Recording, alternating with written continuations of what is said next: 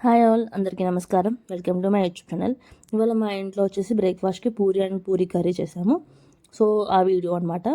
So first ఏంటంటే puri curry ఎలా చేసుకోవాలో చూద్దాం.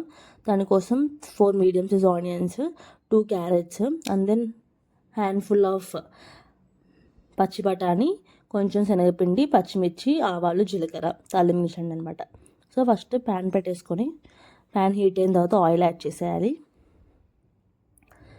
సో ఈ పూరి అందరికీ ఇష్టం కదా. సో ఇలా ఒకసారి మీరు పూరి కర్రీ ట్రై చేసి చూడండి. టేస్ట్ అనేది చాలా బాగుంటుంది. నెక్స్ట్ టైం నుంచి మీరు ఇదే కర్రీ చేసుకుంటారు. సో అందులో నేను ఆవాలు, జీలకర్ర యాడ్ చేస్తాను. నెక్స్ట్ ఆనియన్, పచ్చిమిర్చి, కరివేపాకు యాడ్ చేసేసి మంచిగా వేపుకోవాలన్నమాట. మీకు నా వీడియోస్ నచ్చినట్లయితే ప్లీజ్ సబ్స్క్రైబ్ చేసుకోండి ఛానల్ని.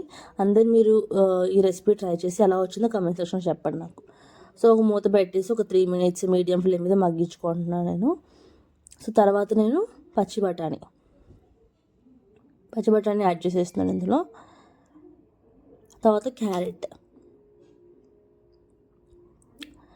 యాడ్ చేసి మంచిగా మిక్స్ చేస్తాను ఇక్కడ నేను.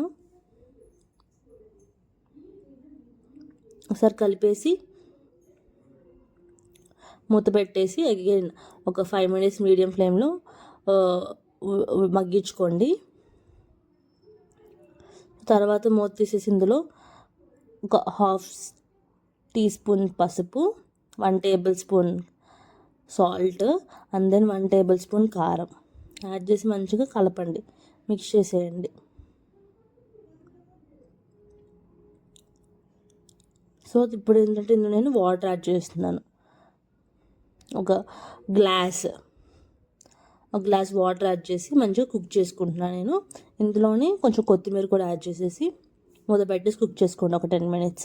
ఇప్పుడు వాటర్ అంతా ఇలా మరుగుతుంది. ఇలా మరుగుతున్నప్పుడు మనం ఈ లోపు ఏంటంటే శనగపిండిలో వాటర్ మిక్స్ చేసి పక్కన పెట్టి మీరు ఎలాంటి లమ్స్ లేకుండా మంచిగా మిక్స్ చేసేసి ఆ శనగపిండి ఆ మిక్చర్ని ఇందులో యాడ్ చేసేయండి. కర్రీలో యాడ్ చేసి ఒక 2 minutes ఇలా కలిపేసుకొని సాల్ట్ అవి చూసుకోండి, ఏమైనా తగ్గితే అడ్జస్ట్ చేసుకోండి. సో ఇలా పెట్టేసి ఒక 2 minutes కుక్ చేసుకోండి.